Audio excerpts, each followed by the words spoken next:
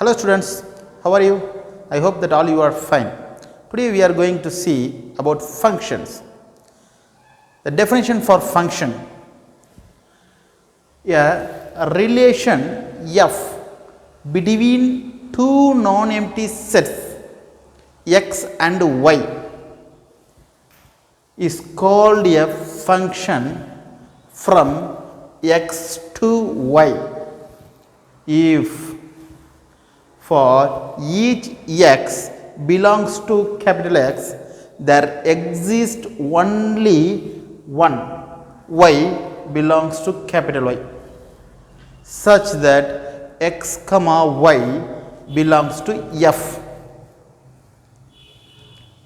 That is, f is equal to set of x comma y, where for all x belongs to capital X, comma y belongs to capital Y.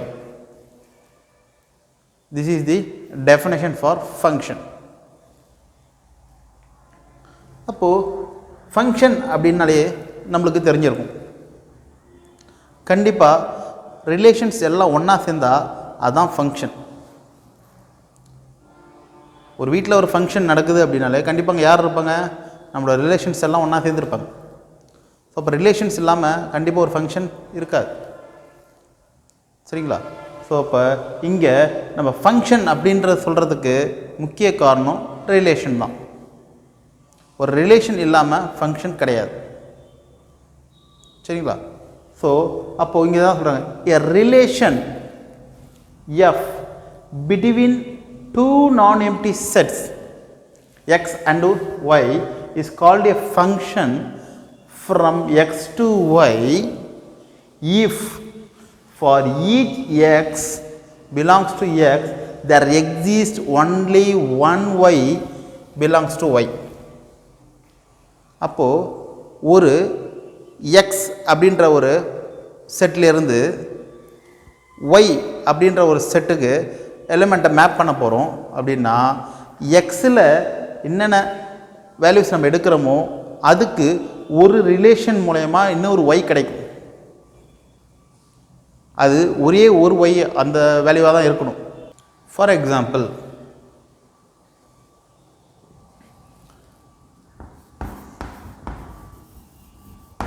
Domain, codomain. Domain அப்படின்றது ஒரு set, codomain அப்படின்றது இன்னொரு set. அதாவது நம்ம இங்கே என்ன சொல்கிறோம் அப்படின்னா, இதை எக்ஸ்ன்னு வச்சுக்கிறோம், இதை ஒய் அப்படின்னு வச்சுக்கிறோம். இப்போது எக்ஸில் ஒரு எலமெண்ட் இருக்குது 1 2 3. ஒரு டொமைன் காலத்தில் எலமெண்ட்ஸ் கண்டிப்பாக ப்ரெசண்ட் ஆகிருக்கணும். இது செட் நம்பர் 1, இது செட் நம்பர் 2. 2 நான் எம்டி செட்னு சொன்னாங்க இல்லையா? ஸோ அப்போ இது செட் நம்பர் 1 எடுத்துக்கிறோம், அதை எக்ஸ் கேபிட்டல் எக்ஸ்னு வச்சுக்கிட்டோம். இது செட் நம்பர் 2, அதை கேபிட்டல் ஒய்ன்னு வச்சுருக்கோம். இதுலேயும் சில எலிமெண்ட்ஸ் இருக்குது. இப்போது இங்கே நான் சில எலிமெண்ட்ஸ் கொடுக்குறேன். பார்த்தீங்கன்னா 1 2 4 6 8 9 இந்த மாதிரி ஒரு செட் இருக்குது. ஸோ இப்போது எக்ஸ் அப்படின்ற செட்டில் 1 2 3 அப்படின்னு 3 எலமெண்ட்ஸ் இருக்குது. ஒய் அப்படின்ற செட்டில் 1 2 4 6 8 9 அப்படின்ட்டு ஒரு 6 எலமெண்ட்ஸ் இருக்குது.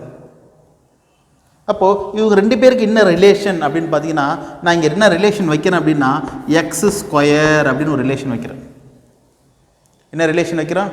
X square. அப்போது இங்கே எக்ஸில் இருக்கக்கூடிய ஒரு எலமெண்ட்டையும் இங்கே சப்ஸ்டியூட் பண்ண போகிறேன் எக்ஸுக்கு. ஸோ அப்போ 1 ஸ்கொயர். அப்போ 1 ஸ்கொயரோட வேல்யூ என்னவாக இருக்கும்? 1. ஸோ 1 ஸ்கொயரோட வேல்யூ 1. 2 ஸ்கொயர். அப்போ 2 ஸ்கொயரோட வேல்யூ என்ன இருக்கும்? 2 2s are 4ன்னு வந்துடும். ஸோ 4. 3 ஸ்கொயர். அப்போ 3 ஸ்கொயரோட வேல்யூ என்னவாக இருக்கும்னா 9.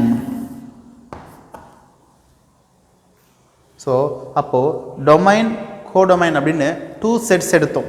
அதான் சொல்கிறாங்க a relation f between two non-empty sets x and y is called a function from x to y if for each x belongs to capital X there exists only one y belongs to y. So அப்போ இந்த ஒன்றுக்கு ஒரே ஒரு image தான் இருக்குது, அதான் 1. இந்த 2க்கு ஒரே ஒரு இமேஜ் தான் இருக்குது, அது 4. இந்த 3க்கு ஒரே ஒரு இமேஜ் தான் இருக்குது, அது 9. இப்படி படிக்க போனால் இமேஜின்னு படிப்போம். 1ஓட இமேஜ் 1, 2ஓட இமேஜ் 4, 3ஓட இமேஜ் 9. அப்போது இந்த வேல்யூவுக்கு இங்கே ஒரு எலமெண்ட் நம்மளுக்கு ஆன்சராக கிடச்சிருக்கு இல்லையா, அதுக்கு யார் காரணம் அப்படின்னு பார்த்தீங்கன்னா இந்த ரிலேஷன் தான் காரணம். இந்த x² அப்படின்ற ரிலேஷன் தான் காரணம். ஸோ இப்போ இந்த ரிலேஷன் கண்டிப்பாக இந்த ஒரு வேல்யூவை மட்டும்தான் நம்மளுக்கு கொடுக்குது, வேறு எந்த ஒரு வேல்யூவும் நம்மளுக்கு கொடுக்கல. சரிதானே? அதே சமயத்தில் இந்த ரிலேஷன் இங்கே ஏதாவது ஒரு வேல்யூவை கண்டிப்பாக நம்மளுக்கு கொடுத்துருக்கணும், கொடுத்தா தான் அது ஃபங்க்ஷன். இந்த ரிலேஷன் இங்கே ஏதாவது ஒரு வேல்யூவை கொடுக்கல அப்படின்னா that is not a function. சரிங்களா? இப்போ சப்போஸ் எக்ஸாம்பிளுக்கு நான் இங்கே வந்து 4 அப்படின்னு எடுத்துக்கிறேன். இப்போ இந்த செட்டில் 4 அப்படின்னு ஒரு வேல்யூவை இன்க்ளூட் பண்ணியிருக்கேன். இப்போ 4ஓட வேல்யூ என்னவாக இருக்கும்? இந்த ரிலேஷன் உள்ளார போயிட்டு வரும்பொழுது 4ஓட வேல்யூ என்ன? 4 4 16 வரும். அந்த 16 இங்கே இருக்கா? இல்லை. ஸோ அப்போது இந்த மாதிரி ஒரு கண்டிஷன் வந்துருச்சு அப்படின்னா it is not a function. அப்போ ஃபங்க்ஷன் அப்படின்னு எடுத்துக்கிட்டிங்கன்னா கண்டிப்பாக இங்கே இருக்கக்கூடிய ஒரு எலமெண்ட்டுக்கும் இங்கே ஒரு எலமெண்ட் இமேஜாக இருக்கணும். சப்போஸ் அங்கே எந்த ஒரு எலமெண்ட்டாவது இமேஜ் இல்லாமல் இருந்துட்டாலும் அது நாட் ஏ ஃபங்க்ஷன். சப்போஸ் இந்த 1க்கு 2 இமேஜ் கிடைக்கிற மாதிரி இருந்துருச்சு அப்படின்னாலும் அது நாட் ஏ ஃபங்க்ஷன். சரிங்களா? ஸோ அப்போ ஒரு எலமெண்ட்டுக்கும் ஒரு இமேஜ் தான் கண்டிப்பாக இருக்கணும், ஒரு கண்டிஷன்.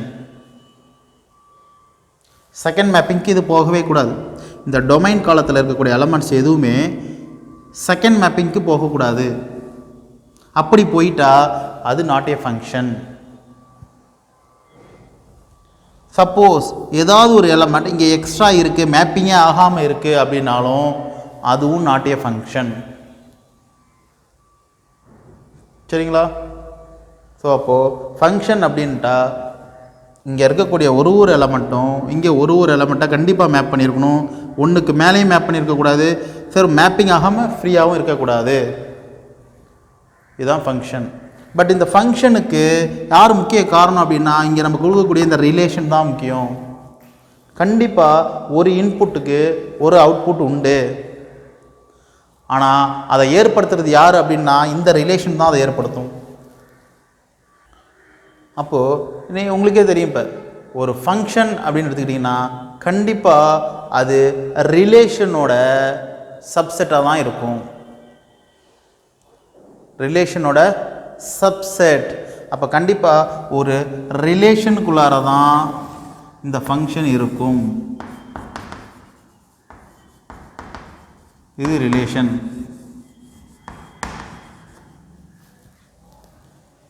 மீனிங் புரியுதுங்களா? ஸோ அப்போ ஒரு ஃபங்க்ஷன் அப்படின்னு எடுத்துக்கிட்டிங்கன்னா கண்டிப்பாக அங்கே ரிலேஷன் இல்லாமல் இருக்காது.